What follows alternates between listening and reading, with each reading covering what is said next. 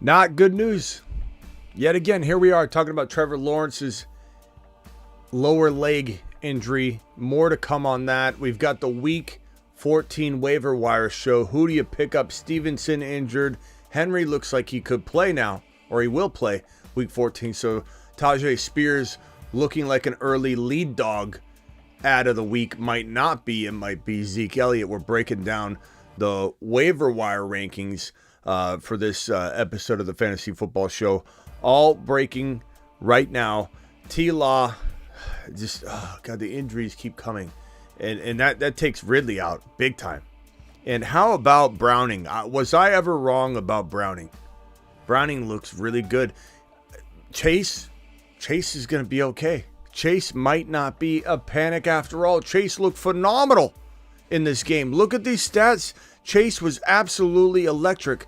11 for 149 and a tutty. And Browning, 354, 32 of 37, one touchdown. He looked fantastic in this game. Mixon ran well, 2 touchdowns, 68 yards. I mean, this was an impressive win, but what an insanely painful injury watching Law Dog go down. The Fantasy Football Show Week 14 waiver wire edition begins right now. Live from the FantasyFootballShow.com studios. It's the Fantasy Football Show. Live! Monday through Friday, 8 p.m. Eastern. Smitty is also live whenever news breaks. From the FantasyFootballShow.com news desk, here is your breaking news. I mean, if it's not one injury, it's another. The next show. Every show we're breaking some sort of big dog injury down, and it's just brutal. This is one of the most brutal seasons we've ever encountered in the history of, I think, fantasy football, and I've done this for over 2 decades now, and I've never seen anything quite like this, especially with like certain injuries and certain positions and quarterbacks going down. Trevor Lawrence lower leg injury was taken to the locker room, looked like an ankle. Could have been a number of different things. It could have been a broken fibula, or it could have been a high ankle sprain, or it could have been something totally different. Could have been ligament related. The fact they were making him walk, they better have wanted him to do that to keep swelling down or something, because to not put him on a cart and drive him, what if they're doing further damage? I think to make that assessment on the field that he could walk all the way to the locker room, I don't know why they did that. I mean, he may have said, I want to do it, but you put him on a cart, you drive him. But unbelievable. Chase was unreal in this game. Jamar Chase, hats off to Jamar Chase. And look, I feel like we called a lot of things right this week. One thing I did not call right this week was saying that Browning was going to struggle in this game, and that Jamar Chase would also not score as many points as we would like. Jamar Chase was fantastic. So I'm going to take a lap to start the show off. I did not expect Jamar Chase to come out on a tear like that. 11 for 149 and 1 TD. I did not expect Browning, who didn't look all that good in his first start, to look amazing in this start. He looked fantastic. Now, look, let's pump the brakes a little bit, but let's also say this kid looked poised and composed, and he was impressive. It was a nice thing to see. I wish we could have felt the same way about a New York Jet quarterback coming into a lineup and trying to take over an absolute masterfully put together offense and defense, and all it needs is a signal caller. And here the Bengals have Browning just sitting there. The Jets don't do anything about their situation. In fact, the Jets are looking to go back to Zach Wilson. It's unbelievable. Beathard's not going to get it done. Jaguars are toast. Ridley went from with the injury to Christian Kirk. Christian Kirk went out in the beginning of this game. And there's a strong chance Kirk, with a groin injury, strong chance Kirk doesn't return in 2023 fantasy football. Maybe he returns like week 17, week 18. Who knows? He could. It's possible, but those groin injuries are gruesome. He could barely walk. I highly doubt he plays anytime in the next 2 or 3 weeks. Ridley was looking like he was headed straight to the moon. To the moon. And then he didn't get used properly in this game. He actually had a very, very solid, long touchdown down to about the 1 yard line called back. Of course he did, because that was the nature of this game. That was the flow of it. That was the bad luck we had going on. It's like, it's one thing after another. Ridley, I knew as soon as Ridley caught that catch that he'd A, not get in the end zone, and B, I knew there was a flag coming. As soon as Ridley catches it, unbelievable. Flag on the play, laundry on the field. I knew it. It was like that from the beginning of this game, from the jump. So, Calvin Ridley, I don't know where to rank him anymore. He was, with the Kirk injury and T-Law healthy, potentially on the verge of a top 12 to 15 wide receiver, locked and loaded the rest of the season. With T-Law down, looking like done for the year. We don't know if he's done, so we'll find out tomorrow. Maybe find out late tonight. I don't know that you can call Ridley even a high-end wide receiver 2, or even he might be borderline flex worthy at this moment. That's how quickly you can get your value ripped from underneath you when the rug gets pulled out. Look at Garrett Wilson. Garrett Wilson is a top 5 wide receiver in the National Football League. Garrett Wilson, you can barely play as your flex play right now. Barely play Garrett Wilson as your flex play because he has no signal caller. What does Calvin Ridley have? We don't know. We know that they misuse him, and he has no signal caller. So we'll find out the status on we know it's most likely an ankle. We know it's a sprain of some sorts. It looks like Jake Browning led the way. I'm just looking to see if there's any updates on Trevor Lawrence that are any sort of like concrete, ankle. Everyone says ankle, lower leg. It could be at the top of the ankle. It could be a broken fibula. There's so many things that could be going on. Chase was absolutely fired. Jamar Chase. The moon. Let's okay. So this game, we let's review it real quick, and then we're gonna jump straight over to the waiver wire stuff. So on the Jaguars side of the football, ETN was pretty solid. 11 for 45 and a touchdown. ETN also pulled in 4 for 34 on the ground. Parker Washington, we might need to keep an eye on. 6 or 61 for a touchdown. We could talk about where we'd slot him in. I already wrote the waiver wire content out without him in there, but we could talk about where we put Parker Washington in it. Evan Ingram, 9 catches for 82 yards and a touchdown. Calvin Ridley, 3 rushes for 7 yards. That would have been a lot better than 7 yards had it not been for his horrible cutback he made. I mean, he was trying to make a play, but this is just a disaster. Trevor Lawrence had 2 touchdowns and 258 before he went down. He's having a good day. And this game would have went a lot of different direction. If it's just unbelievable luck. Just horrible luck with some of these quarterbacks. Horrible luck with a lot of these players. Joe Mixon, again, was solid with 19 carries for 68 yards. Not great yards per carry, 3.6, but that doesn't matter because he got 2 touchdowns punched in, and then he caught it 6 for 49. So Joe Mixon had a day. Higgins, 3 for 36. Tyler Boyd, 5 for 37. It was Jamar Chase, 11 for 49, 149 and a touchdown. Jamar Chase absolutely crushed in this game. So congrats to anybody that had Jamar Chase.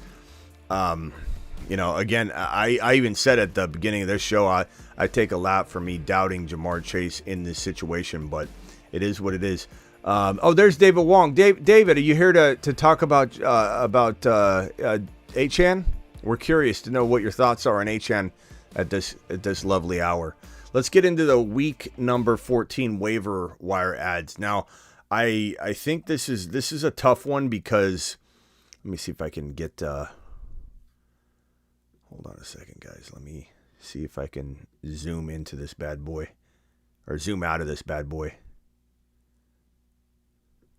There we go. Okay, so at the top here, we have, let's see, can I zoom in just a touch more? At the top, we have Keaton Mitchell. Keaton Mitchell is available in a crazy amount of leagues, still 30% of leagues, and quite honestly, I feel like he has still win a league potential, but you look at Zeke Elliott and you say to yourself, okay, if you need now production, you need guaranteed production, this probably is the best running back pickup of the week, Zeke Elliott. The injury to Ramondre Stevenson is likely going to keep him out for several games, if not the entirety of the fantasy football season that matters. Keaton Mitchell still very arguable if you wanted to say, hey, I can bank this player and hope that they become the next Devon Achane or version of him. Or you could say, hey, Smitty, that sounds great and dandy, but I think I'll go ahead and take the now production because I'm hurting in my RB2 or RB3. David Wong says, I don't think Achane can do another game like that. We figured you'd probably say something like that, David. That's an L take. Spears, 33% available or rostership. 33% of leagues roster this guy, Spears. Still very, very solid pickup, even though Derrick Henry news came out today that he is no longer in the concussion protocol. So if we were expecting Spears to come in and save our fantasy seasons in leagues where we're struggling or we need a running back, he might not get the run we thought in week number 14 because Derrick Henry will play and he's not in the concussion protocol. These are the top 4 running backs, I'd say. Eli Mitchell's in there because I think they start trying to save McCaffrey a little bit and he does get more run. Chase Brown looked really good tonight for the Cincinnati Bengals. Lat Murray, Ty Chandler, Dowdle. These are all the running back pickups for the week, and really the cutoff tier for like solid, a huge upside potentially is right there. And these guys aren't guaranteed for it, but at least they have the potential to be very, very solid running backs. I think as far as the wide receivers go, with the injury to Tank Dell, which was devastating to all of us Tank Dell owners. Tank Dell going down opens the door not only for Nico Collins to go through the roof value-wise, but Noah Brown, assuming he can stay healthy, skyrockets. He almost takes like Nico Collins' value, and Nico takes Tank Dell's value in workload. So this guy could become a solid wide receiver 3 going forward, like locked and loaded. The injury to Christian Watson, we're still kind of awaiting how serious it looks. He went into the tent, limped very badly, came out, was joking around, high-fiving, dabbing up with people, and then there's a lot of people saying that he walked relatively normally. We're going to find out more probably tomorrow on the availability of Watson. Even head coach of the Green Bay Packers and some staff reiterated they don't know the severity of the injury yet, which is weird that they don't know the severity yet, but they don't, they say. So Reed and Dobbs are kind of TBA as to how far up they go in value, but they're certainly the next 2 probably on the list, unless you want to take a gamble on JMO, who kind of comes and goes. I don't think there's consistency necessarily ready for you yet in this guy right here, but there's certainly upside, so you could rank these. I'd almost put the tier break here. I know Elijah Moore, you got Amari Cooper injured. Elijah Moore is somebody that we need to look at. Curtis Samuel's solid. Demario Douglas, Pop Douglas is solid. Tight ends, Otten, Likely, Mayer. Not a huge list of tight ends, in my opinion, that are available in a majority of leagues at least. Stafford's probably the best pickup of the week at QB. Minshew's also very solid. Maybe you're looking at Browning, though. Let's put a hard line here and say that the upside line's right here. Everybody from the line up is very, very decent, considering how late we are in the year. But Browning, depending on how much you think he's going to evolve and how quickly, given he's got weapons like Jamar Chase he can clearly utilize, maybe Browning climbs up above Minshew. Maybe Stafford. Who knows? Who knows if Browning's the best pickup right now for you in your situation if you're struggling at QB and a lost quarterback after quarterback. Maybe you had T. Law and now you need some sort of big swing. Well, maybe Browning's that guy. Stafford is still a solid add. He'd probably be my top pickup of the week if this list was here available to you. Winston's down here. You can't see Winston. Let me write him up a little higher so you can see him. Winston. Carr is definitely banged up, so Winston's going to be probably starting for just a little bit, and that's good for Chris Olave.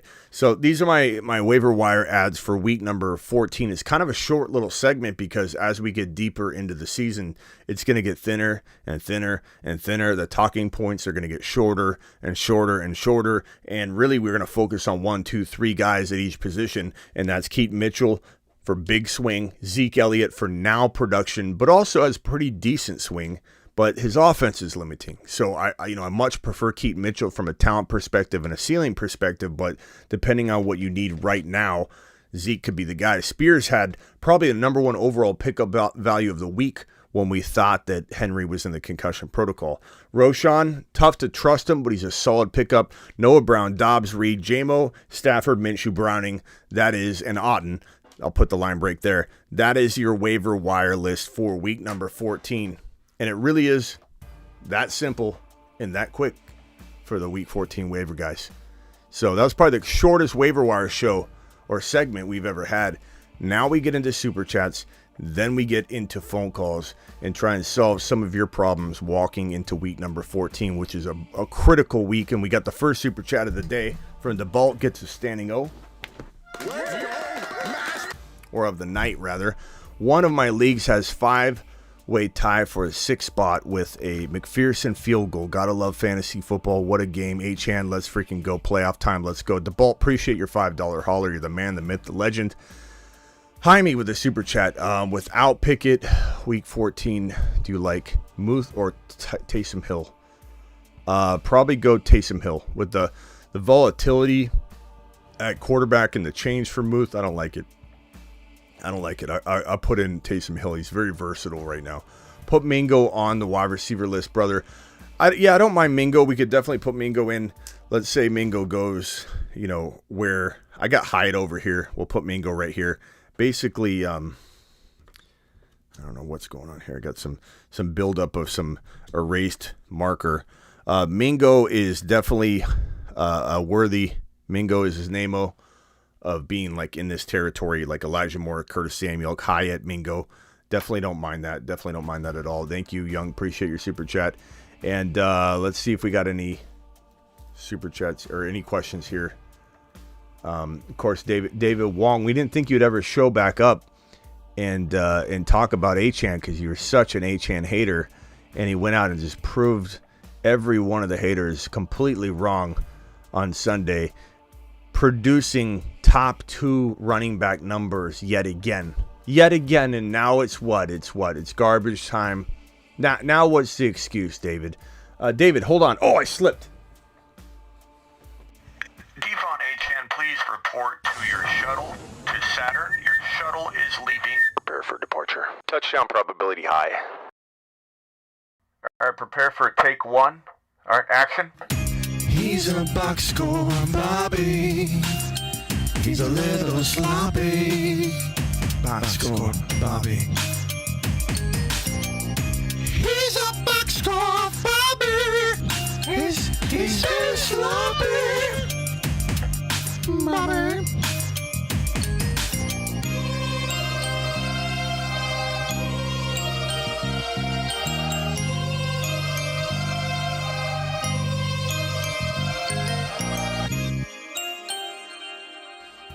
And David, talk about L takes. What is this? What is this? Hopefully T-Law is out. You want to clarify what the heck that means, bro? What do you mean hopefully T-Law is out? What kind of comment is that? First, you're in here hating on H-Chan constantly. That's all you say. Everything you've said for the last week and a half has been H-Chan's not good. Don't listen to Smitty on H-Chan. H-Chan's not going to be good. H-Chan's going to be bad. If you're listening to this advice, don't listen to this advice about H-Chan. H-Chan's going to screw you. Don't start H-Chan. H-Chan's not the guy. Over and over and over, all over the comments. Now this, hopefully T-Law is out. What kind of comment's that? I mean, really, bro.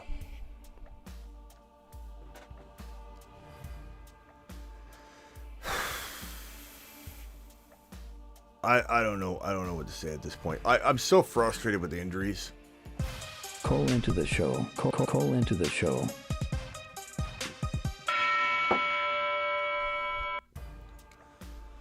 Yeah, that's Kentucky says strike two. Strike two, David. You know, part of me wonders why does somebody even watch the show?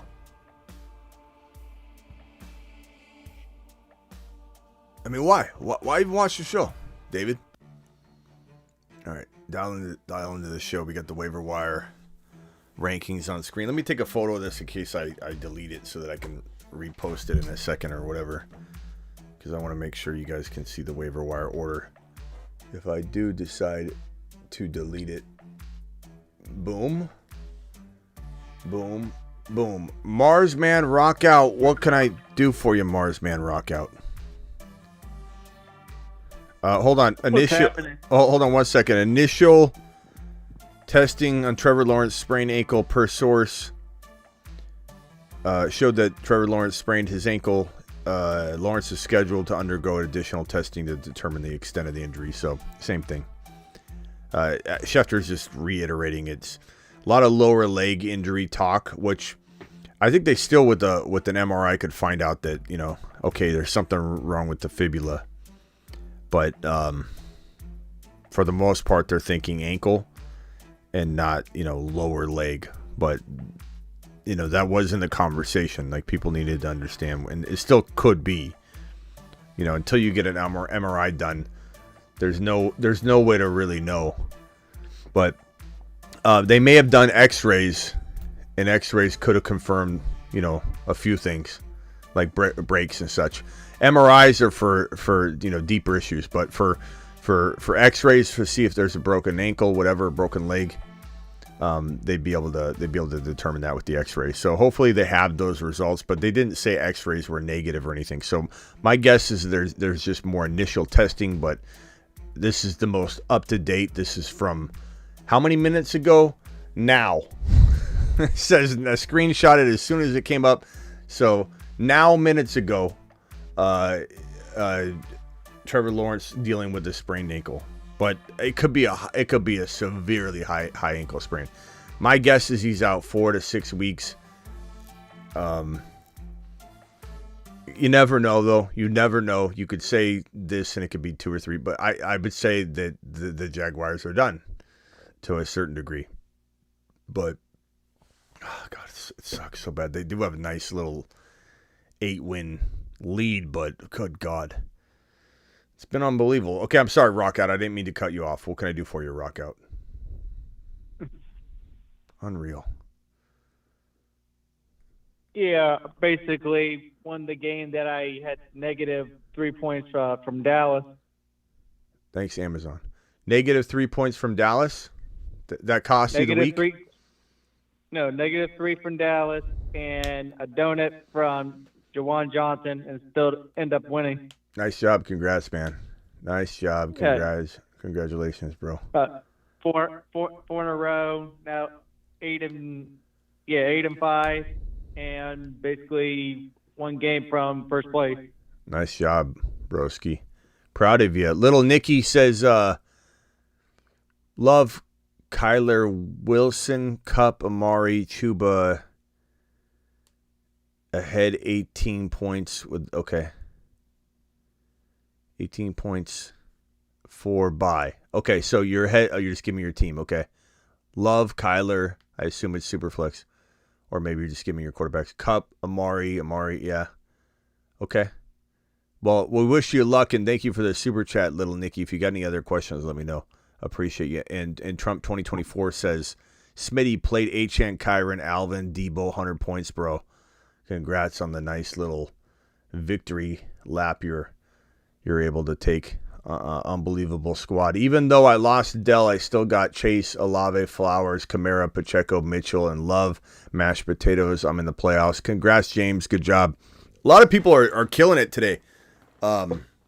This week. I mean, we got, for the most part, there was a lot of negative things that popped up this week. And I got Ron Navy on the phone. He had Pickett get injured. That does affect a lot of players in that on that team. We had, T-Law go down. We had Tank Dell go down. We had, what other injuries am I missing? There's so many of them.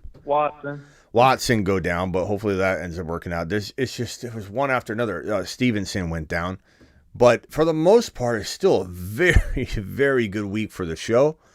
But, man, just a kick in the nuts when you have two big dogs you loved all offseason. We all loved all offseason. And T-Law had a nice game going. He had 2 touchdowns, well over 200 yards. Goes down. And this image of him slapping the ground, remember what I said a week ago? Whenever a player hits the ground or puts a towel over their head, it's because they know they're done. They know they're not only done for the game, but it's like one of those moments where you feel, it's like when someone punches a wall and breaks their hand. It's like they can't control the reaction, and whether it's a towel over the head, they can't control. They don't want people to see them in their state of like, my season is done. But as soon as he hit that ground, we knew he's done for the game, and we're probably not going to see him again this season. But we'll find out more tomorrow. Hopefully there's some kind of weird silver lining, but just devastating injuries. Quarterbacks have been hit so hard this year. Every position's been hit hard, but good God, this year has been the most brutal injury-riddled season I've ever seen. And maybe there's been more injuries in numbers, but this has felt like the biggest nut kick, and the crazy part is the impact, the collateral impact of some of these injuries, like when Aaron Rodgers went down, that ruined 3 fantasy football players. Rodgers was a 6 to 8 quarterback. That was a big name quarterback going down. That's like Trevor Lawrence going down. That was like a Kirk Cousins going down. Kirk Cousins, Aaron Rodgers, Joe Burrow, Anthony Richardson. I mean, I can't even remember everybody that went down. It's just insane. Pickett. What's up, Ron? Nice call on Browning. Browning looked really good in this game, man. Awesome news for Jamar Chase owners. Anybody that's got Jamar Chase has got to feel pretty about Jamar Chase signature. He's got to work on his signature. This is the worst signature in the National Football League. It's this tiny, tiny, tiny little thing. You can barely see it on the helmet. But great news for Jamar Chase owners. You own Jamar Chase, you have a little bit of hope that he can, maybe he won't be as good as Joe Burrow. This is one game. We've seen 2 games where one game they didn't play well. This game feels like Browning did take a nice step forward, but I mean, there's definitely hope now for Jamar Chase owners. Wide receiver 1 value still could exist now. Well, obviously, on the year. Yeah, that's about him and the call and the mixing touchdowns. That's about the only thing I got right this whole freaking week. This week it's I missed to pick them by one Ridley catch. That's all I needed, and they called the one back. So I missed that pick 'em, and then I missed the second pick 'em, 5.5 yards for Higgins. I was so freaking livid, and it went to overtime. I hope for overtime, like you have a chance. Nope, can't get it. Nope. See, I was the reverse of you. What? Kirk, of course, I had him on my big pick-em ticket, right? And first freaking play, boom. He gets yard, and all I needed was 55 yards for him. First freaking play, he gets 30-some yards and out of the game. Freaking another injury. I'm tired of these freaking injuries. I went into this weekend with freaking 12 teams advancing in BB4, which was that's not a lot. I was like out of 69, I did, and all this weekend cut it in half. Now I only got 6. And I'm like, what the heck? This is the worst weekend for me. Happy for other people that's had success, but this weekend totally just blew it. See, I was the total I was the total inverse of you. I feel like I nailed so much, even on some of all the start bench stuff for Saturday night, Friday night. Like, this was an accurate week for me. Like, it is all falling in line. This was a great week, even with some of the injuries, even with Dell's injury. It felt like things were just so amazing this week. And then tonight, I got practically everything wrong. Tonight was not a good prediction night, but I mean, we're gonna have those days. But wow! And Wayne Scott's back. Look, I'm not gonna even right now. I'm so pissed off about T-Law's injury. I'm not gonna placate to the ridiculousness of HN haters tonight, because you guys are on zero You have zero solid foundation, Wayne. Nothing you say is going to pass by anybody's BS meter or detector tonight. This is one of the most ridiculous comments I've seen in I don't know how long. Pass on HN. Yes, sir. Don't even get me started. You have nothing to get started about, Wayne. You have no argument. You have nothing. You saying this is you just trying to be different than everybody else. And I'm not going to even entertain it right now because I'm too pissed off about T-Law going down. It's just like, Get over it. You missed on Achane. You didn't see it coming. Embrace it. Play a DFS. Play a Week 14 fantasy football draft and draft him so you can be a part of it. Jump on the train that way because we're not letting you on any other way. Your Achane card's been revoked. Let me go. You kind of are giving them some. You're giving them a lot of airtime by talking about. Yeah, but it's not. It's fine. His time's. No one even cares anymore. He's Achane. If anybody's still talking bad about Achane, they're just proving how much they don't know fantasy football, and everybody sees it. Everybody in here sees it.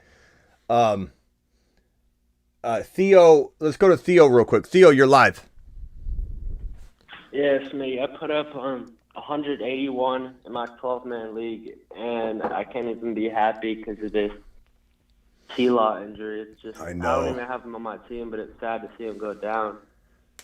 Isn't it suck when like something could get like I don't know ripped out from under you? You know your fun moment. You're excited about this and that, and like you just one thing like the Tank Dell injury almost like made me depressed the entire day. But when Achane started kicking it into gear and he had, his second touchdown, it was kind of like, what's the best way to describe it? It was kind of like just getting, you get knocked down and you get a second wind. That's how I felt during the season. Or during the week 14. During week 13. It's like getting kicked in the nuts, and that feeling when you get kicked in the nuts, and it eventually goes away, and you start feeling better. That's how it was. You get kicked in the nuts. You got to get through it. You lose your wind. You can't breathe. You feel like you're going to vomit, and then it passes, and you start feeling okay again. That's what it's like. Yeah. Well, do you think Chase will be a top 5 to 10 receiver rest of the season? I think what range do you put him in? I think it's hard for me to put him 5, but like 5 to 10, sure. 5 to 10, absolutely feel like if Browning can continue this, but I see no reason why he wouldn't. He did it a whole game. It was against the Jacksonville defense. They were hungry to stop him. It was prime time. There was a lot of pressure. The game had a lot of variables to it. There's a lot of pressure, not just in the spotlight, but pressure in that situation going into overtime. There's so many ways that he was put to the test that make me feel like you can't really trip and fall. I think, it's a little shocking he didn't do as well as first game. But look, sometimes it takes someone a little time to get their feet wet. They talked about it after the game briefly before I went live. I was hearing it that, they interviewed him and he's like, he's just sitting there studying and he's tried to emulate, Burrow and just study and study and study. And so it was really, really, he seems very, very well suited for, this particular moment. Now, do I think he'll become a top 12 quarterback in the National Football League? I think we shouldn't put the cart before the horse, but I do think from this season moving forward, weeks 14, 15, 16, 17, we have 4 weeks left to worry about whether Browning's going to be able to hold it together. And then we talk about what happens next year. Is he just the backup? Does something happen? He was crazy efficient. Yeah. Not only that, 32 of 37. I mean, that again, you can't trip and fall into that either. But I'd say more so than anything, the game planning, the play calling, none of it's leaving Chase behind. Look at Ridley. T-Law goes down. It just felt like now there was a deep pass to Ridley that had he got that, his day would have been semi-salvaged. Yeah, and of course there was a penalty. Of course there was a penalty. I knew it. As soon as the catch was made, I went, laundry's coming. Laundry's coming. And there it was. As sure as Draven calling to cry or complain after the end of the Sunday games, I knew Laundry was going to hit the field. And it's like when Breece Hall scores. I know Laundry's hitting the field. I know immediately a flag's coming out. And so that sucked. But they don't use Ridley. And the crazy part is at the end of the game, they do use him. When they need him at the end of a game, they always target him. It doesn't always work out. But they did again kind of at the end of this game. And it's like, why not play call around him all game long? So swinging back to Jamar Chase, the fact that the Bengals, game planned around Jamar the entire game makes me feel like, yes, he is a top, you could say, like I said, I don't want to say top 5, but I'll say top 5 to 10, which gives you the opportunity. Yeah. It's like an overlap, but it's just like there are a lot of good wide receivers that have, potentially better situations, but he's certainly top 5 to 10 right now, which I'll be honest, I took a lap at the beginning of the show. I wasn't sure he was going to hold that value. And I even did a panic chamber episode on Jamar Chase when Burrow went down. I was like, this is disastrous. Yeah, I know. I saw that. But things evolve, and Browning looks really good, and you got to adjust and adapt. And this is kind of like what I'm trying to tell Achane doubters to do with Achane. Like, I didn't love Browning going into this game, but you got to be able to recognize when something's evolving, or you're not going to be able to mature as a fantasy football owner, or in my case, an owner and analyst and all that. So I'm very comfortable getting into that realm and saying, oh, you know what? My mind was changed tonight. Not that he's an elite player, but like he very much will do what needs to be done to get Jamar Chase his top 5 to 10 wide receiver numbers.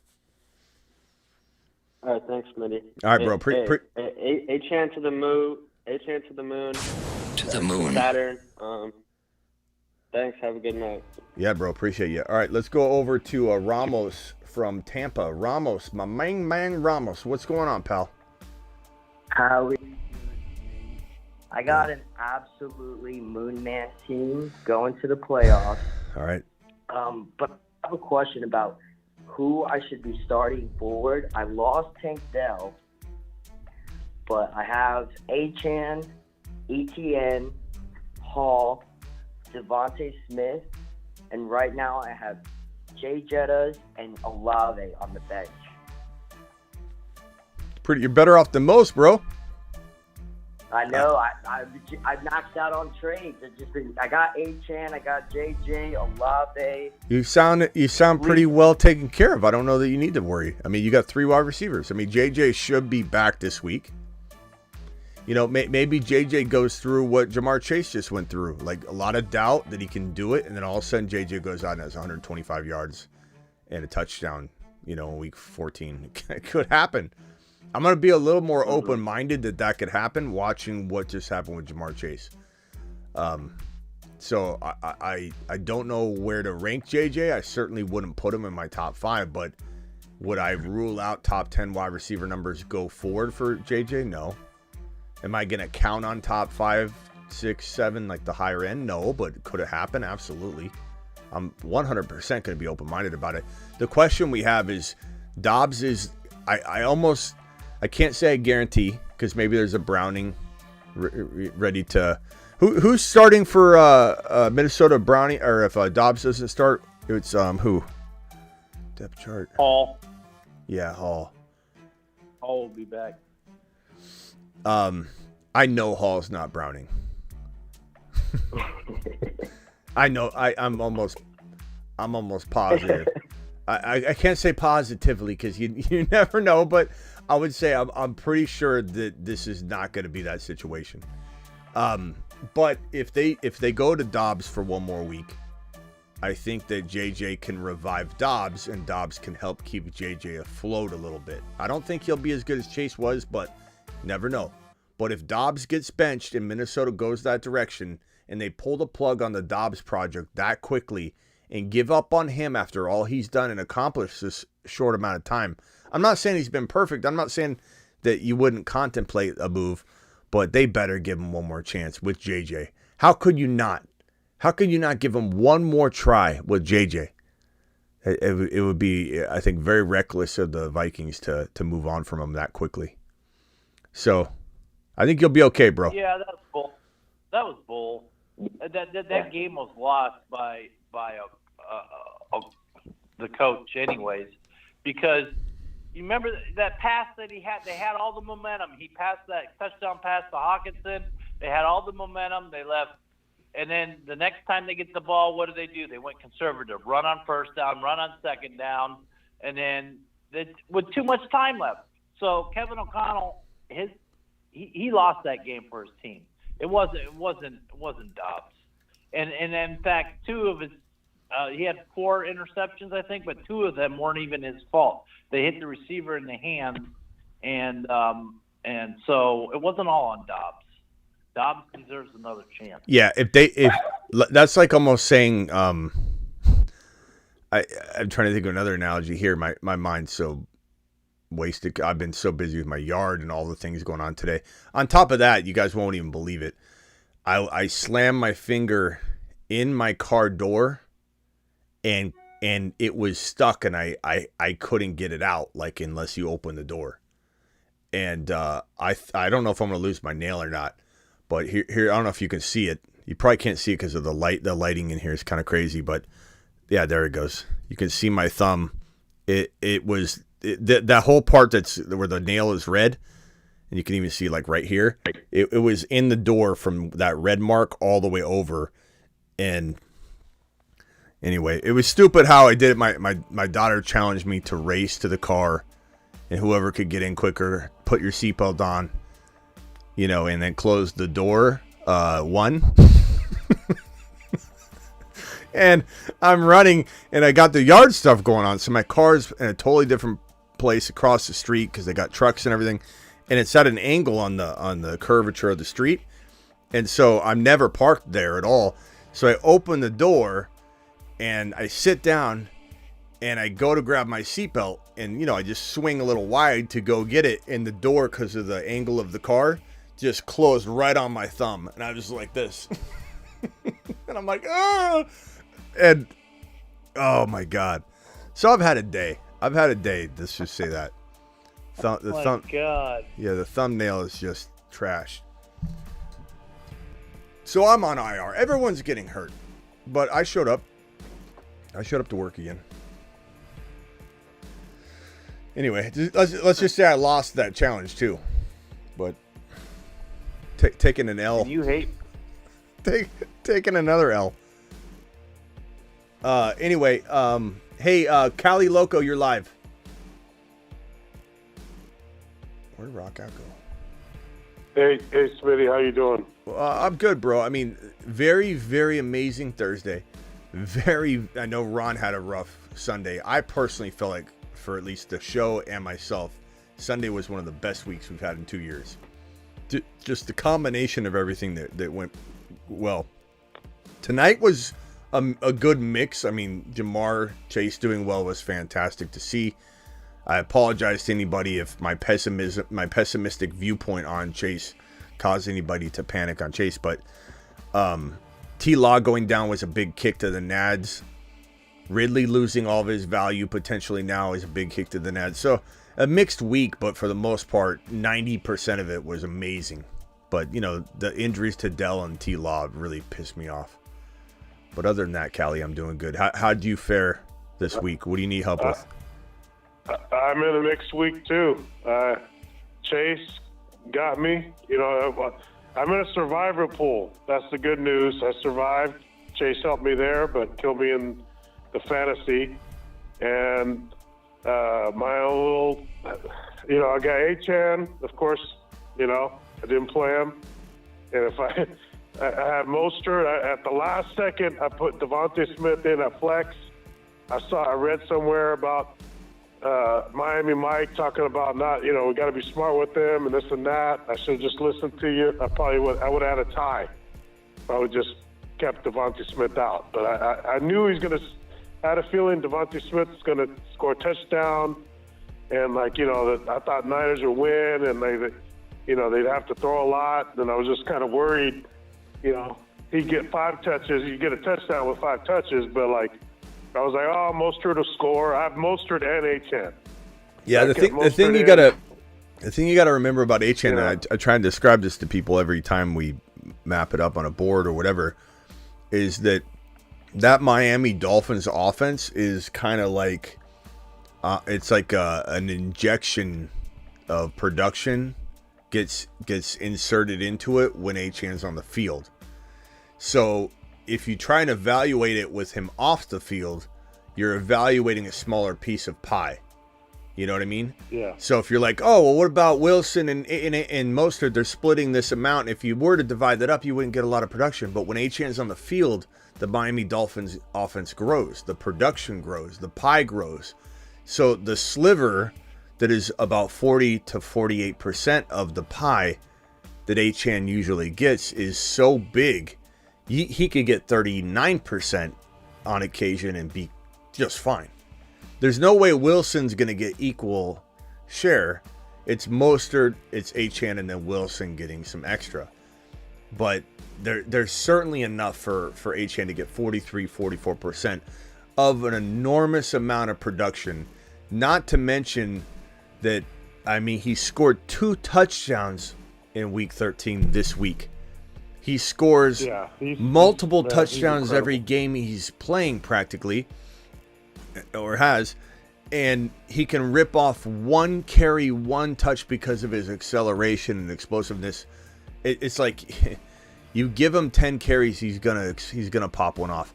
There's certain running backs in the National Football League, especially in an offense like this, that when they get 10 to 12 carries, one of them is going to be some huge rip. And so, will there be a game where he has 8 points, 6 points? Yeah. I think there will be, for sure. Like walking into the remaining weeks, and then you'll have the guys back like David Wong and other people in here that are just continuously throwing mud at it.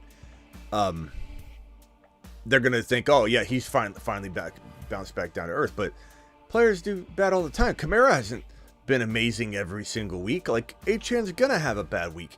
And had Achane had a bad week this week, I still would have felt the exact same way walking into Week 14. Exact same way. I would just said, guess what? Shoot your shot. Guess what? Players have bad weeks. It happens. It's going to happen for Achane, and I'm not going to waver. Well, here's the reason why I really lost, why I'm concerned. I got Herbert, and again, a mixed week. The other guy in the survivor pool. Could New England have like one offensive player? If New England won, I would have won the whole damn thing. New England has to be the worst offense. Went down. Oh my God. New England has to be not only the worst offense in the National Football League, but by far the worst team. I don't know if Travis is in here. Travis might actually agree. I don't want to make Travis upset because I know it's his team, but I mean, good God. They're just the worst offense in the National Football League. And they'll be next week, though. This coming Thursday, they're going to win. They're going to beat the Steelers.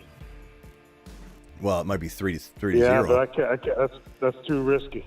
Who do you guys like?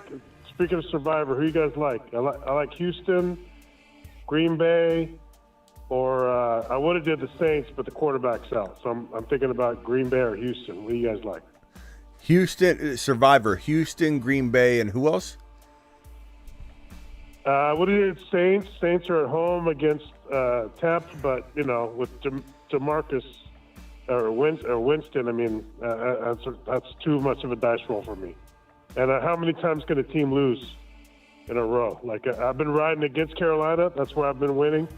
But I took Tampa Bay this last week. I survived, but now with Winston, that's just so dangerous. You're living on the razor thin edge. Winston didn't look great in relief, but he certainly could be better for the offense. He certainly could be better for Ridley, but I'll let Ron give his take. You said Green Bay, or the three teams? Green Bay, Houston, and Saints. Those three. Okay, go ahead, Ron. I'd take Green Bay. Green Bay because even though Houston should win, they're playing the Jets, which is a strong defense, so you never know what's going on there. Green Bay plays the Giants, so yeah, I'd pick Green Bay. I forgot we got 2 Monday night games this coming week. Yeah, Miami and who's it? Miami and I'm pulling up the schedule. Hold on, I want everybody to see it. It's Tennessee at Miami, Green Bay at Giants. Yep. So Green Bay or Houston. If it was me, man, if Houston had like an offense at all, I think that defense would scare me more. But they're getting run ragged. I certainly think that the Texans are capable of scoring on them. But, yeah, I mean, at the end of the day, you look at this Green Bay matchup against the Giants, the two worst, and certainly Barkley's capable of having 150 yards. and a touchdown and helping his team win a game. I'm not saying that's not possible. I don't know that New England has that same type of setup, even when Ramondre is healthy. So the Giants have a leg up on New England, but I think the Giants and New England are, in my opinion, probably the 2 worst teams in the league, and Carolina. The Bears are obviously really bad, but like they could have an explosion. They can be tough to maybe stop for a game or two. We'll see Fields is going to be such a fun topic this offseason because I think he's as good as gone. I don't think he's going to be in Chicago in 2024. So that's going to be amazing conversation and live streams all about that. But I'm with Ron. I say Monday night spotlight. The games are at the same time. Monday night spotlight on ABC against a very, in my opinion, easy opponent. Now, certainly anything can happen. Look at Browning and what he did tonight in a game where, it was widely expected. Not everybody thought so. Even Ron said he thought Browning was going to do really well. But widely expected that the Jaguars would win that game. Anything can happen. Giants could win. Yeah. Barkley could be on a tear. Better. But give me Green Bay in this matchup because the Jets are a formidable opponent, even regardless of the offense. But yeah, let's go Packers, baby. This is Survivor for one pick this week only, right? One pick, you can never use the team again. That saves you the ability to use Houston next week, right? So Houston. But the matchups, I don't know. I haven't all the way. I've been just picking to win. In that week, could Tennessee win? Sure, but I think you got division. I've been avoiding division rivals too. That's my strategy. But look, Stroud's playing like fire, bro. I think I'd be okay with that. What would be your other options in Week 15? Just give me a quick 2 teams that are available for you. Oh, I got to see. I got to see. But yeah, all right. But what do you? Last thing, like I said, going back to the Chargers. I've been riding the quarterback. I almost took one of my guys. I don't want to waive anybody. From my stashing people. I almost picked up Minshew just because I felt bad. I saw the weather. I knew they were going to, not have a good game. So are you saying this? Are you saying Minshew in regards to you might want to stray away from Herbert? Is that what you're saying? In the future, yeah. I'm going to make the playoffs. Thank God because of points. Because I've had H-on, and the last spot is based on points. You had who? Who was that? Who? H-N. H-N. This guy. H-N. Please report to your shuttle to Saturn. Your shuttle. I had him on the truck. I didn't unlock the door. Attaboy. Hey. Didn't you say the Saints this week in your options too? I had the Saints as well. Yeah, he said the Green Saints. Bay, Saints, and for Texans. Those are the top. Or Atlanta. The Saints play the Giants next week. So you could use, in Week 15, you could use the Saints over the Giants if you don't like the Texans over the Tennessee. Double dip on the Giants, bro. Yeah. Double dip on the. You're gonna double decker the Giants with your picks. So let me go back to this. This is a great topic, and I don't mean to suggest you're wrong necessarily in your thinking of straying away from Herbert, but I venture to say there are a lot of Herbert owners right now that want to know what I, Ron, anybody, even you, Cali Loco, what you think, what you kind of just alluded to, you have questions about using Herbert go forward, and are there concerns? This Charger offense looks awful. The coaching staff is garbage. They don't know how to use Eckler. I believe Eckler is a player that certainly could have dropped off, like we talked about all offseason long. Turned 28. It's a kiss of death to everybody but Derrick Henry. There's only one anomaly, and it's Derrick Henry. You could say Mostert is also, he's 87 years old. Mostert, but Mostert wasn't in a featured role his entire career without any sort of gaps in his resume. It's different. McKinnon's older. Mostert's older.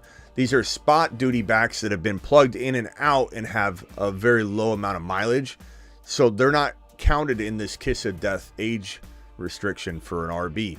But it used to be back in the day when I first started in the industry over 2 decades ago, where if you turned 30 years old as an RB and you turned 30 before the season kicked off, you were done. Put a fork in you. You had to be an anomaly in order to be a good running back ever. But this is with elite usage players that have been getting the full workload the entire time. They're top 10 running backs.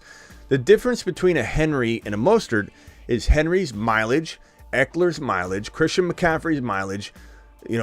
All these players' mileage is astronomical because they've been producing such big production that they're in the top 5 for fantasy football running backs. When you're in the top 5 or 10 for fantasy football running backs, you're getting used. So Eckler was there. He turned 28 is the new 30. So that was back in the day, 30. Now it's 28. You turn 28 before the season starts, you might as well put a fork. But it's like it was so hard. It was so hard not to trade for Eckler, and I admit that. And I've traded for him in a couple leagues at his very, very low price tag, on the off chance that his early injury string of games that he didn't play allowed him to finish the season at least with some sort of spark, and then he kind of tails off or whatever going into the off season. So no one was making, in my opinion, a crazy mistake trying to bank on him at very good buy low value. But drafting him in the first round was a huge mistake, and it's something that was cautioned by this show the entire offseason. The problem I have right now is I think Eckler might be able and capable of producing really solid running back numbers right now, but his offense won't let him. I think this is one of the worst run offenses, and they're not getting anything close to what they should be getting out of their players in the National Football League. Like, the amount of talent they have, the misuse of the weapons is so crazy. Herbert is absolutely dog water right now, but we know he's capable. We always liked Herbert on this channel. I had a lot of concerns going into the season. You guys remember that. We'd have big debates here on the channel when I didn't have him in my top 5. And I just didn't know what to see. And I think, Ron, you might have even said you don't think they did enough in the draft. I think you said like many weeks back. They just haven't done anything right. They haven't done anything right, and they continue to not do anything right. And they had a chance to trade for DeAndre Hopkins, or bring in DeAndre Hopkins. They didn't. We'll have to see. That would have solved everything. Because this coach is getting fired for sure. He's not going to make it past this year. So see what kind of coach they bring in for next year. Yeah, but so anyways, I'm sorry it's such a long-winded rant and sidetrack. Trust me, I'm frustrated. I'm California, yeah. I'm more a Raider fan, but I remember last year when he lost the playoff game, looked like Bosa's brother was about to murder him on the sideline. Okay, he screwed that game up. Let me circle back though, because I was going off on a tangent. Do I think that you're benching this guy? And a lot of people are wanting the answer to this question. They probably wonder what I think. Do I think that you guys might think differently, that it's time to bench him for a waiver wire guy like Minshew or Stafford or Browning? The answer to that is no. He's still fully capable, and he's had some big games this year. He's fully capable of dropping a 3 or 4 TD game at any moment, and I'd rather fall on the sword of Herbert than to go to the waiver wire, give up on Herbert because of things that are out of his control, and then watch him bounce back and have a nice little finish. So the answer to the question is he's still very much a starting quarterback in fantasy, but he's falling for sure toward the later half of the QB1s. Just on pure offensive execution and bad coaching and bad momentum and bad everything, aging players. Losing Eckler. And what's so painful about this is Keenan Allen looks so good this year. He's playing banged up every single week. This is kind of his last hurrah. I don't know, and I'm not saying I won't draft Keenan Allen high for the first month of football next offseason or next season, or the first 8 weeks or whatever. I'm going to take a whole different approach to busting players. A la my stay away from Derrick Henry from a year ago, A much better take would have been, hey, even if he ended up doing what he did and finishing out 2022 on a tear, drafting him, riding the horse for 8 weeks, 10 weeks, then trading him before you believe he could break down. That's the better move with some of these guys that probably leave the season of 2023, let's say, in Keenan Allen on fire, and probably there's no sign of drop-off. We'll continue that into the next year, but trade him before there's a potential drop-off. Keenan Allen is getting up there in age. Wide receivers drop-off is different age-wise than running backs. Running backs is at 28. Wide receivers, you start hitting 30 years old, and you are in some serious, danger territory. Look at Cooper Kupp. Keenan Allen will be most likely the Cooper Kupp of next season. I know no one wants to hear that, but nobody wanted to hear that about Cooper Kupp either. Everybody thought it was a ridiculous take I had to avoid Cooper Kupp.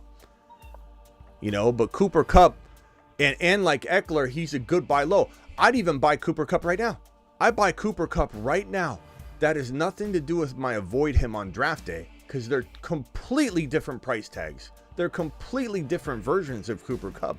It's like buying a brand new PlayStation for half the price right now when you think it's got some issues and you're going to wait till the next edition comes out. Like, you're getting a steal, and he doesn't even have to produce what he was supposed to produce on draft day.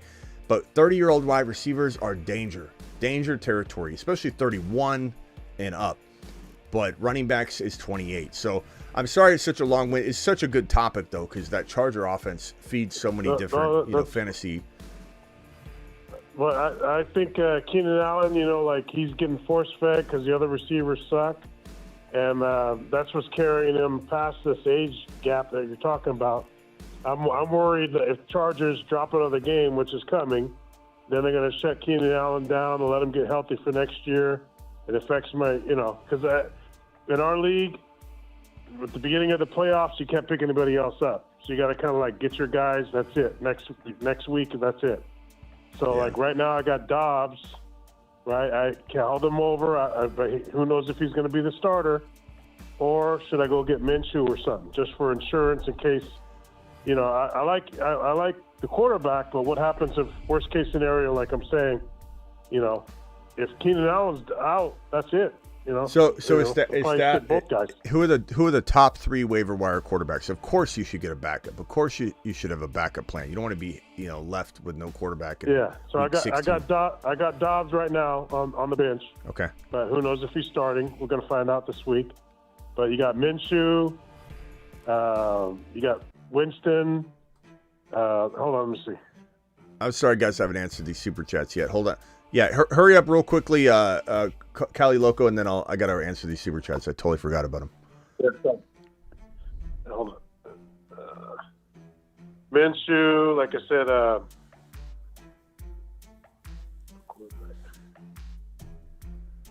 either Minshew. Those are the ones, like Minshew or roll a dice with Winston. I mean, everyone's taken, like my league. They hold guys over and stuff. It's hard. Or Winston's hard to trust, but he might have the most upside, maybe.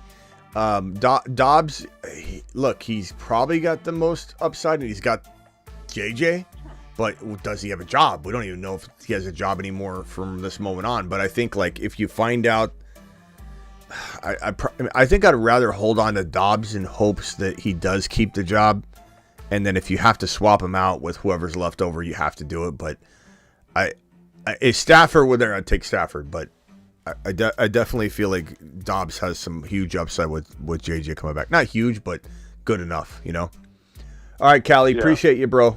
All right, thank you. Later. Ron, I got to get to a bunch of these. You got anything else you want to add real quick?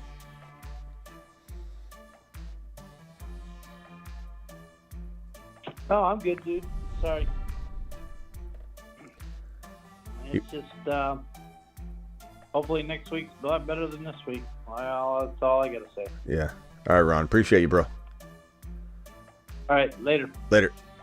Paul, hey, Smitty, got Kyler on a bye week. Should I pick up Love versus the Giants or Browning? Love. I like Browning. Browning looks really good. I don't want to throw any disrespect on Browning, but I would definitely go with Love. Watching HN deliver, I was just waiting for Smitty victory lap. Thank you for that message there, buddy boy. Abe, appreciate you. People hating and calling me dumb for stashing HN and Kyron. Abe to the moon. Abe, you're crushing it, bro. Terry Roberts, Tank Dell injury hurts. Hey, Ron Navy. Thank you, Terry Roberts, for your super chat. Finn's Fanatic with a $5 holler. Help. Dell Watson, Sharps, Swift, hurt. 9-4, tied for first. Superflex, PPR. Allen, Tua, White, Hall, Warren, Diggs, St. Brown, JSN, Kincaid, Taysom. Season over. So I don't know if you need help for trades. Can you still trade Finn's Fanatic? Dell, Watson, that Sharps. I mean, you do get Swift hurt. God, you got hit bad. So Josh Allen's fantastic. Tua, if this is a super flex, you got Tua and Allen. Even if you're hurt left and right, up and down, you got two amazing quarterbacks that can really help guide you, and maybe win one game at a time. So do not give up. White and Hall, Warren. You look, out of those three running backs, White and Hall could explode. Warren could explode. I think you're kind of playing it by ear, whether it's Hall or Warren. We'll have to, almost take it right up to kickoff before we decide which one. But you're starting White. White's been solid. Diggs will bounce back. Josh Allen, Diggs could win you the whole entire championship, bro. This is not a team, St. Brown, Kincaid. This is not a team that would shock me at all. If you call it and says, Smitty, we did it. Won the championship. Look at the squad. And it's Josh Allen and Diggs that have like 3 straight monster weeks and just walk you straight into a championship. So absolutely do not give up. Amazon Joe giving forum for dumb comments and they're not super chatting. They can super chat if they want to hate here. Sometimes though, Amazon Joe, it's good for all of the HN. Like I explained earlier, if anybody wants to know why I'm entertaining the ridiculousness of people that are proving they don't, really know, they're not looking deep into fantasy football, that talk badly about HN. The reason I do it is because there's so much of it out there. There's so many regretful Rodgers that are spreading so much hate that I need you to hear that it's not true. I need you to hear that they're running their mouth and they don't know what they're talking about, because it's affecting your decision. I can't tell you how many times, bro. Who is this, Amazon Joe? I can't tell you how many times people said, Smitty, it's because of your 3 adamant live streams I started HN. I was going to sit them. So if it wasn't for the haters and the trolls, they're helping. They're helping, Amazon Joe. They're almost needed, because now we're able to get the message out, and it's a very, very clear indication the message needs to be delivered. So Amazon Joe, I probably won't stop fully entertaining and pandering to the HN completely ridiculous comments and misguided situations that we keep seeing pop up here and there, whether it's talking about this or talking about that, or talking about, okay, he's not going to do it. He's not going to do it. Okay, he did it. Well, he's not going to do it again. Oh, he did it again. Okay, well, it was because the game was out of hand. There's an excuse after excuse after excuse, but it's needed because these people are loud. They're clearly infecting the mindsets of a lot of people. And so Amazon Joe, that's why I do it. It's not for anything else. Some people say, Smitty, don't let them get to you. No one's getting to me. This is a show. This is a show that has a lot of things that need to be addressed constantly.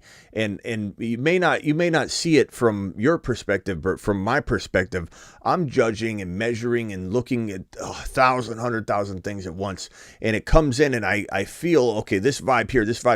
Instagram comments are through the roof. The text line's telling me that people are worried about HN. I start feeling the vibe and I roll with the content, bro. That's how my mind works. That's how my content operates. And when I get enough of a pushback on something, I know a message needs to be delivered. So don't think for one second that this guy is getting bothered or bombarded with things that are letting get to me. I've been doing this 20 plus years, bro. YouTube, not 20, radio, 19 plus years, fantasy content for over 25 years now. But from the YouTube perspective, from the live interaction perspective, it's been 20 years just on different platforms. But on YouTube Lives, this is what, year 5? Like, this is not my first rodeo. I do know how to ignore the dumb noise that doesn't necessarily need to be addressed. This needs to be addressed. And it's a great question, Amazon Joe. And I know you're just looking out, but I just want you to know my thinking. I'm thinking 8 layers. This is 3D chess when it comes to trying to funnel content into the show and into the callers and conversations, bro. We're good to go. Help Dell, Watson, Sharp, Swift, Hurt. Okay, thank you, Fins Fanatic. Appreciate you for your super chat. You are amazing. You're the man, the myth, the legend. Appreciate you. Kelsey is garbage, says Mic'd. I don't think so, but it's definitely, feeling very, very bad. Thank you, Yang. Appreciate you. Appreciate you showing up. Birdman, it's your birthday, is it not? I think I saw that somewhere, and I'm surprised I remember. But Birdman to the moon. If it's his birthday, drop a cake. Appreciate you.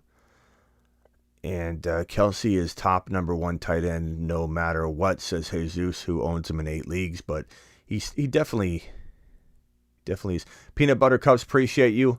I might call it a night, too. We've been live for how long? We got 450 people in here. I don't know if I want to leave yet. I want to keep giving you guys what you need to survive week 14. Let's take a couple more phone calls. Let's see if we can extend the show a little bit. We got 450 eyeballs in here. Only 129 thumbs up, though. Punch that thumb up button. We did hit 24K. As you can see behind me, we hit 24K. So congrats to all of you that helped make that happen. This is for you as well. The celebratory milestones are because of you.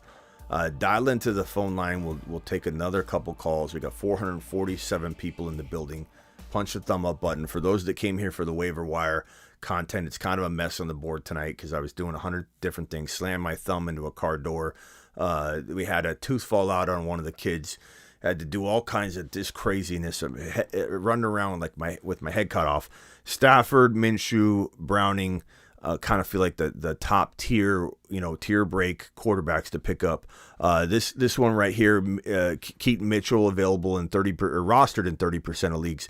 Zeke rostered in 35%. Spears in 33%, and Roshan in 20%. These are the top running backs to pick up. Mitchell's the big swing, more of the stash, but still usable in a flex capacity.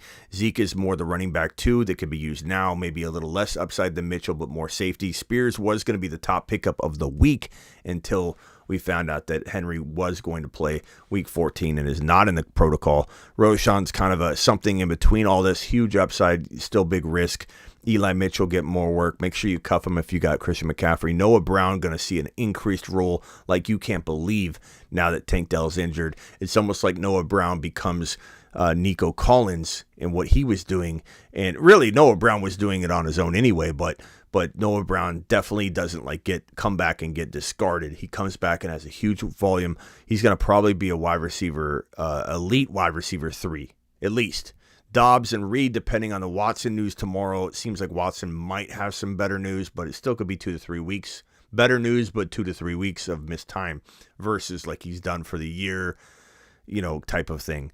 J-Mo's interesting, but still hard to trust. That's the tier break right there. Elijah Moore, Curtis Samuel, Demario Douglas, Hyatt. We got Mingo. We've got Parker. Otten, likely Mayer. Otten's really the top pickup of the week. Those are the waiver wire peeps. The Redwood is on the line. The Redwood, you are live. Hey, how's it going, Smith? I'm good, bro. So, what do you think that? I know that I'm not happy that T-Law got hurt, but it seems like Beathard likes to use Ingram and ETN a lot. Do you think that their usage will get bumped up with them being quarterback? ETN, I think ETN's could, but you gotta worry about the efficiency of the offense, and you got to think about things from the perspective of a defense is very much set in on like a game plan. Obviously, they adapt to what kind of coverage they need to deploy and all that. Like, so they're very versatile. Defensive game planning is a versatile thing. But you will find that when a team knows that they're planning for this quarterback versus that quarterback, for this system versus that system, and the system will be different without T-Law commanding it. So you're going to see ETN almost focused on differently too from a defensive perspective. So they just need to be very, very capable of throwing him the ball too. That way he's at least matchup proof, and there is not a real significant way to game plan against ETN. You know, like game planning against certain running backs is easier than others, and if he can truly with Beathard become Alvin Kamara usage type player, a Kyron Williams usage type player, which he's certainly capable of, and we've seen it. But with Beathard, can he be that with Beathard? Then he definitely can continue to thrive. Yeah, I just feel like when T-Law's at quarterback, they don't get a lot of those plays where they get ETN out on the edge for those big explosive plays, and it seemed like there was a lot of that with Beathard. And I'm not sure if that's his decision making or the game plan, or but it just seemed like it helped him out. Yeah, I mean, we'll see. I don't really know. I don't really know what's in store for Ridley. I don't really know what's in store for now. Kirk's probably out for the fantasy football year, and Zay Jones. I don't know if he's going to be able to deliver that upside or anything. He's certainly on the. Did we not even put Zay Jones on here? I think we got to put Zay Jones on here. What am I doing? Zay Jones. We'll put Zay right around here. Zay Jones. So Zay Jones needs to be added right around there. But it's even hard to really count on that because without T Law, it's not like it really works the same. But he definitely needs to be on there. So if anybody missed or came late, you're going to see that addition. But Zay's definitely capable of being added. But I mean, I just don't think they all just get bumped down a lot. And Ridley was top freaking 12 the moment Kirk went down. And I'm not trying to celebrate Kirk's injury, but the moment he went down, it was like, oh my God, Ridley's top 12. Top 12 wide receiver. T-Law goes down, Ridley might not even be a wide receiver 3. It's amazing how in a bad way, amazing how quickly things can change. Yeah, definitely. All right, well, thank you, Smitty. All right, man, appreciate you. It's devastating, people. It's devastating. Injuries are devastating. I can't stand injuries. I can't stand them, especially when they happen in freak ways. Like predicting an older player to get injured. And I'm not saying I'm happy about that or anything like that, but like you're expecting it. You're not shocked. It doesn't like kick you right in the stomach. You're like preparing for it, and then they get hurt, and you're like, okay, it sucks, and I didn't want it to happen, but like Cooper Kupp and Eckler, those are from a first round, top 15 overall perspective, a waste of a pick to me walking into the season. I still, to this very moment, will buy ultra low on Kupp, buy ultra low on Eckler if you can still trade, because it's a whole different monster. It's not even the same conversation. But on draft day, those were huge avoids. The crappy part about fantasy is when a guy goes down like Burrow, you can't control it. Guy goes down like Aaron Rodgers. I mean, he was older. You could maybe blame that one on age and say, well, gotcha, Smitty. And touche, if that's going to be your argument that you thought, okay, he's older, you could definitely tear something. I think one thing we need to keep in, you guys know I'm very big on injuries, and I've got, a lot of pride involved in how much I try and, bring you guys the most accurate injury content, even over some of the people that are coming from the medical space trying to do fantasy. I personally, from a viewer perspective, thinking from your guys' angle, would rather come to a person that's been doing fantasy for 20 plus years professionally, that has learned the injury process the entire way, versus somebody trying to do fantasy that knows the medical. Because the medical, knowing the ins and outs of some of the medical stuff doesn't help anybody any more than what I'm going to give you. And I'll learn, and if I don't know something, I learn it. And it's like, I like to make sure I'm a one-stop shop. And I forget where I was even going with this. I was talking about injuries. TM42, what was I talking about? You're live, by the way. What was I talking about right before that? Shoot, you got me. My brain's. I think I was just saying that the injuries are they're so bad this year And what I was going to be careful with next year. You guys know how much pride I take in the injury process and trying to prepare you guys for injuries and have you guys know the difference between this and the time frames and everything. The one thing I think we need to take into next year, because these injuries come in waves. ACLs used to be a thing in waves and droves. Now calf injuries and ACL and Achilles injuries are coming in droves. And the one thing about calf injury and Achilles is they can oftentimes be very related, but your Achilles is right here on the part above your heel, and the Achilles connects and turns really into your calf muscle. And sometimes you have a lower calf pull that can really be a sign of a potential Achilles problem that could brew. And so Aaron Rodgers having that sleeve on his calf and then having the Achilles injury, then Burrow having a sleeve on his calf and having the calf injury very worrisome for an Achilles tear. The only thing with Achilles tears is traditionally they happen to older players, but this is something we need to take into account when a player's got a calf injury. And this wasn't necessarily the case years past. It's so weird how injuries come in waves. We have to very much be fearful and mindful of a potential Achilles tear and risk to the Achilles. So next year is going to be interesting. I got a lot of stuff up my sleeve in terms of risk assessment and some different ways of looking at red flags and weighting red flags differently against other red flags. Example, weighting a situational red flag against an injury red flag, which a lot of times we just say, okay, multiple red flags, we walk away. Well, maybe one red flag weighs more than two red flags, and I think I'm just going to take a different approach to it in 2024 to try and stave off as much injury risk as we can. Sometimes they're freak, though. T-Law, freak. There's so many freak injuries. You get Tank Dell, freak. And you can't blame Tank Dell's injury on size. That I refuse to accept.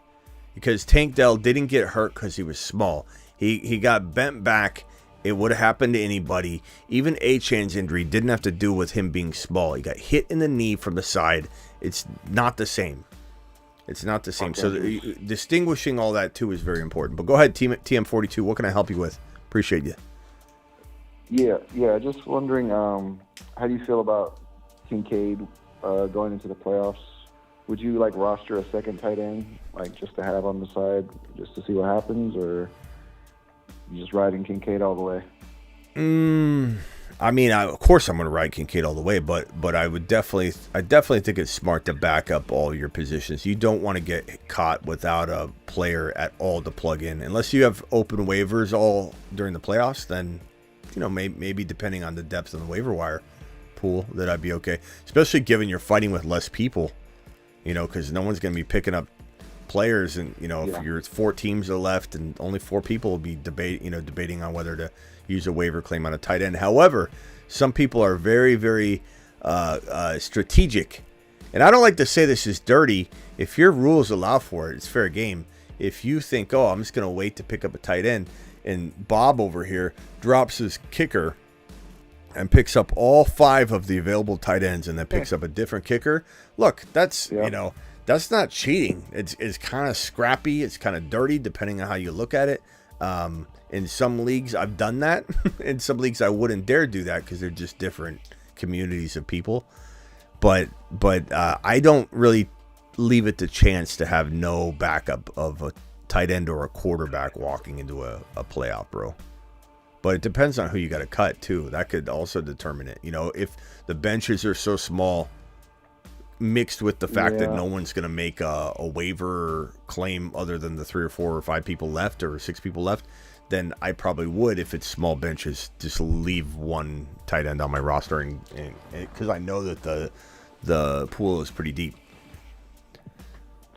Yeah, I'm dropping Downs, probably, so I'll probably have room for a tight end.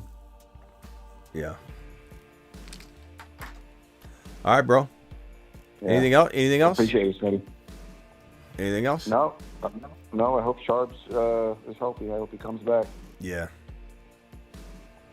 All right, man. Appreciate you. TM42 to the moon. Later. Call back if you got another one.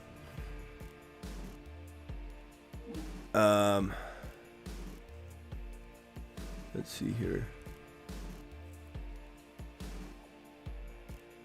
So, many non-contact injuries. Yeah, who needs Burrow? The legend of Jake Browning. I don't know about that. 10,000. But definitely was impressed for sure. Love the fire, bro. Take care of the finger, bud. Ouch. Thank you, Terry. Appreciate your $2 hauler. Terry to the moon. Thank you for moderating. Thank you so much, pal. Appreciate you. All right, ladies and gentlemen, I think I'm out for the night. Thank you for watching the Waiver Wire show. Thank you to all the super chatters, everybody dropping fire. Terry Roberts, Finn's Fanatic, Terry Roberts, Paul M, Amazon Joe, James Will, Trump 2024. Thank you for dropping the super chat. Little Ricky, thank you. Young, Jaime, DeBalt, you guys all rock. You guys all are amazing. Thanks for the 24K. And let's keep it growing. Let's keep it building. I want to be at 50K this time next year. Calendar year, we can double. We pretty much double every year. I see no reason we can't be at 25K this time next year, and it's all because of you. And if you can't share it with your immediate league, share it with the person at the sports bar. Share it with a person at work that you don't really even play in a big fantasy league with a guy that you know you're gonna cream you're gonna just absolutely cream every single season anyway, and just lambaste him in your fantasy league at work. Share it with the person at the corner that's wearing an Eagles jersey, and you say, hey, watch the fantasy football show on YouTube. The guy loves Jalen Hurts. He does. I'm going to watch it. Help spread the word, because the bigger we get, the better we get. I mean, just think about how we've evolved as we've grown. Appreciate you all. Tough injuries. We'll get through them. We adjust and adapt. We're an adjust and adapt people. And thank you for watching, and I'll see you all tomorrow. Don't forget, we're live Monday through Friday at 8 p.m. Eastern, every single Monday through Friday. If you're new, subscribe. And if you haven't hit the Underdog link, it's pinned in the live chat. We'll be drafting for week 14, maybe tomorrow, maybe during the day too. We might try and do some drafts during the day these next few weeks to try to really get ready for weeks 14, 15, because a lot of people are going to get knocked out and they're going to need something to do. So I think we need to jump in and do some daytime drafts, some nighttime drafts, and start doing more drafts this next couple weeks than normal. And by doing that, you're going to go to Underdog Fantasy, promo code Smitty. Again, the link is pinned in the live chat. The link is also right here. I'm going to drop it in the live chat right this very second. Hold on. That's the wrong link. Here's the link right here. Play Underdog Fantasy promo code. Where is that? It's pinned in the live chat. Hit the link in the live chat. Appreciate you all. It's in the description of every video, and it also is promo code Smitty, so that gets it done too. See you all later. 8 p.m. Eastern, Monday through Friday, live whenever big news breaks, and also live for graveyard shifts and drafts pretty much 4 or 5 nights a week. So we're live 4 or 5 nights a week around midnight. We're live Monday through Friday, every Monday through Friday, every weekday at 8 p.m. Eastern, and also live randomly whenever big news breaks. This is your one-stop shop for fantasy football content, my broskies. And we're also I'm also on Spotify. So, and they're all video shows that you can, lock your phone. It turns into an audio pod. But this show is on Spotify. Go give it a follow on Spotify if you would. Peace out. Thank you, Superfish. Thank you, E111. Thank you, Terry Roberts. Thank you, Birdman. Happy birthday. Drop Birdman a birthday cake. I still haven't seen your response. Harrison, appreciate you, bro. Knights. Nissan in the building. Appreciate you, Nissan. Peanut butter and waivers. Peanut butter and cups, who I think went to bed. Sam Lopez, appreciate you. David, appreciate you. It's David C21. 10,000, appreciate you. Nissan, thanks again, pal. Yang, appreciate you, Yang. Trump, appreciate you. David, E11, Sam, Terry, I see you all. Shane, I see you, Shane. Darling, I see you. Flo, appreciate you. Rock out, you hung up, I don't know. Calling tomorrow, Rock out. Appreciate you, man. Silky Kid, appreciate you. Thought, appreciate you. D-Town, appreciate you. Thought Criminal, appreciate you. And Donnie Bravo, appreciate you. Ray G, appreciate you. Toasty, appreciate you. Edgar, appreciate you. Toasty. Superfish. Deuces.